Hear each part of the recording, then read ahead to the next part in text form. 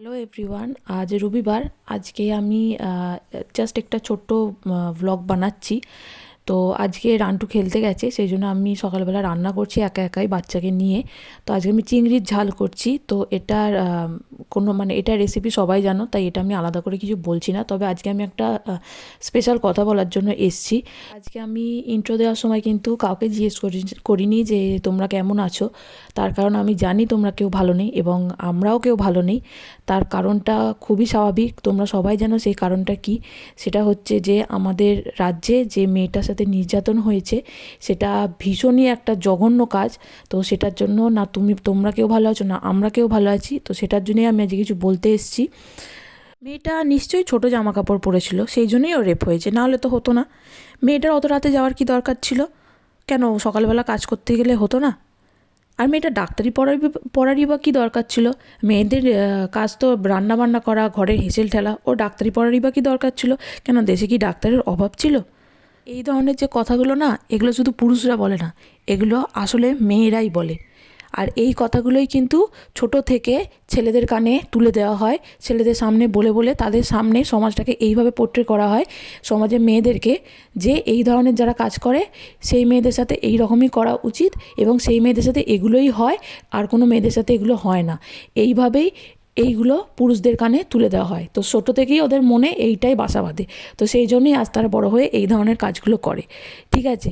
তো যে মায়েরা, কাকিমারা, জেঠিমারা এখনও আছে, এখনও প্রচুর আছে, যারা এখনও বলবে যে এই ছোটো জামাকাপড় পরার জন্য হয়েছে, বা রাত দুপুরে বাইরে বেরোনোর জন্য হয়েছে, বাড়ির বউদের ঘরের মধ্যেই থাকতে হয়, বাড়ির মেয়েদের ঘরের মধ্যেই থাকতে হয়, এই ধরনের কথাগুলো না বলা বন্ধ করুন, প্লিজ বলা বন্ধ করুন।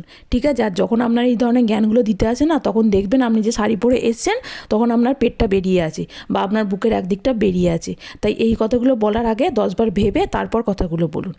জানেন তো, মুরগির পেট থেকে না মুরগিই বেরোয়, গরুর পেট থেকে গরু বেরোয়, বিড়ালের পেট থেকে বিড়ালই বেরোয়, কিন্তু মানুষের পেট থেকে কখনো মানুষ বেরোয় না। মানুষের পেট থেকে যেটা বেরোয় তাকে মানুষ করতে হয়। মানুষ করার আগে জানুন, আগে নিজেরা মানুষ হন, তারপর অন্যর দিকে আঙুলটা তুলবেন। ঠিক আছে? যারা সেদিন মিছিলে বেরিয়েছিল 14ই আগস্টের, সেখানেও শোনা গেছে, প্রচুর শোনা গেছে যে সেখানেও ছেলেরা মেয়েদেরকে টিস করেছে, মেয়েদের গায়ে হাত দিয়েছে। এগুলো কী ধরনের নোংরামি? কোথায় গেছেন, কী অবস্থায় আছেন আগে সেটা দেখুন। তার মানে ভাবুন আমরা এখনও কোন অবস্থায় আছি, মেয়েরা এখনও কোন অবস্থায় আছে। যে রাজ্যের মুখ্যমন্ত্রী একজন মেয়ে, সেই রাজ্যের এই অবস্থা। ঠিক আছে? আর আপনি বলেন কি করে 10 লাখ টাকা দিয়ে দেবো নির্যাতিতার পরিবারকে? আপনার লজ্জা করে না? আমরা সবাই আপনাকে চাঁদা তুলে 10 লাখ টাকা দিচ্ছি, আপনি পদত্যাগ করুন তো। এইগুলো কী ধরনের কথাবার্তা?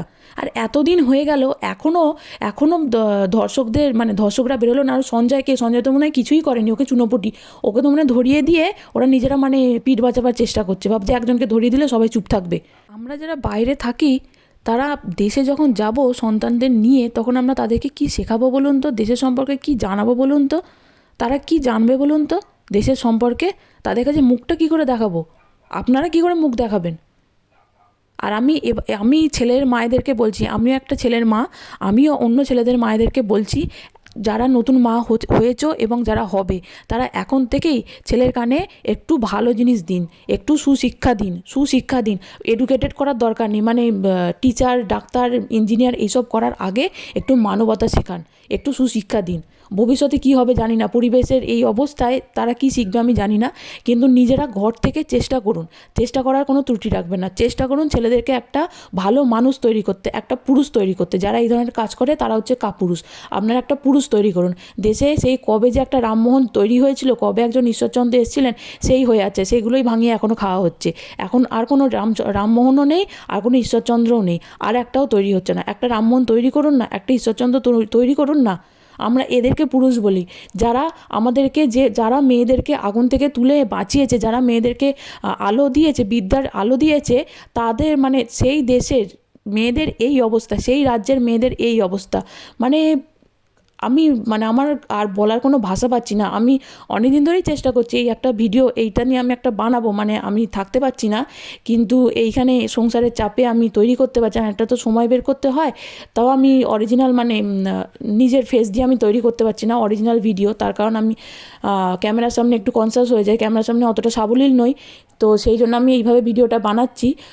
তো আপনারা প্লিজ এবার এই মানসিকতাটাকে চেঞ্জ করুন মায়েরা প্লিজ। এই যে মেয়েদের ছোট পোশাক আশাক, এই দেশে কিন্তু প্রচুর মেয়েরা ছোট পোশাক আশাক পরে এবং রাত দুপুরে দেখা যায় না মেয়েরা এমন অবস্থায় থাকে। এখানে কিন্তু এত রেপ হয় না, বিশ্বাস করুন, এখানে কিন্তু এত রেপ হয় না। আর আপনি বলুন তো যে মেয়েদের ছোট পোশাকেই শুধু রেপ হয়? আর একটা মহিলা আছে, একটা এত বড় মেল শভিনিস্ট, সবসময় পুরুষদের উপর মেয়েরা অত্যাচার করেছে, পুরুষদের উপর মেয়েরা নির্যাতন করেছে। আচ্ছা আপনি বলুন তো কটা পুরুষকে মেয়েরা ধর্ষণ করেছে? তার নাম বোধহয় নন্দিতা ভট্টাচার্য। তো কটা পুরুষকে মেয়েরা ধর্ষণ করেছে? আপনি বলুন তো কোন পোশাকের জন্য আজ মেয়েটা ধর্ষিত হলো? আর মেয়েদেরকে বলছি, তোমরা এবার থেকে যখনই বাইরে যাবে, যতই মিছিলে যাও, যেখানেই যাও না কেন, তোমরা সব সময় সাথে করে একটা ছুরি রাখবে ছোট, অথবা ব্লেড, অথবা সেফটি পিন, যাই হোক ন্যূনতম জিনিস হলেও সেটাও রাখো, যাতে তোমাদের গায়ে ছেলেরা হাত দেওয়ার সঙ্গে সঙ্গে তোমরা একটা কিছু তাকে আঘাত করতে পারো। আর একটু সেলফ ডিফেন্স শেখো, একটু ক্যারাটে শেখো, এবং মায়েদের বলছি মেয়েদেরকে ক্যারাটে শেখান। তো আমি এরপরেও আরও কিছু ভ্লগ দেব, নর্মাল ভিডিও, আমার যেরকম দিই সেরকম, কারণ সময় তো থেমে থাকে না। আর আমরা মেয়েরা দশভুজা, আমাদের সমস্ত কিছু করতে হয়, আমাদের সংসারও সামলাতে হয়, আমাদের সন্তানও সামলাতে হয়, সন্তানের জন্মও দিতে হয়, সন্তানকে মানুষও করতে হবে, আবার আমাদের দেশের ব্যাপারে বা আমাদের মেয়েদের ব্যাপারে আমাদের প্রতিবাদও করতে হবে। তো আমি আবার নর্মাল ব্লগ দেবো, নর্মাল ভিডিও দেবো খুব তাড়াতাড়ি। তো তোমরা প্লিজ দেখো। আমি জানি তোমাদের সময় নেই, তোমরা প্রতিবাদে ব্যস্ত, অবশ্যই তোমরা প্রতিবাদ করো, কিন্তু আমি রিকোয়েস্ট করব তোমরা একটু দেখো, যাতে তোমাদের মাইন্ডটা একটু ফ্রেশ হয়, যাতে তোমরা আবার প্রতিবাদ করার জন্য নতুনভাবে এনার্জি পাও। তো সেই জন্য আমি আবার ভিডিও দেব, তোমরা প্লিজ দেখো। আর তোমরা প্রতিবাদ থামিও না। হয়তো ফিজিক্যালি তোমাদের পাশে আমি থাকতে পারছি না, কিন্তু মেন্টালি তোমাদের পাশে আছি। তো এটা অত্যন্ত জঘন্য একটা কাজ, তো আমি এটার মন থেকে প্রতিবাদ করছি। তো আমি থাকতে পারছিলাম না, সেই জন্য আমি এই ভিডিওটা করেছি। তো যখনই ফোন খুলছি বা দেখছি, আমি থাকতেই পারছিলাম না একদম, তো সেই জন্য আমি ভিডিওটা করলাম। তো তোমরা নিজেদের দিকে খেয়াল রেখো, তোমরা সুস্থ থাকার চেষ্টা করো। আজকের ভিডিওটা আমি এখানেই শেষ করছি, আবার একদিন দেখা হবে অন্য একটি ব্লগে।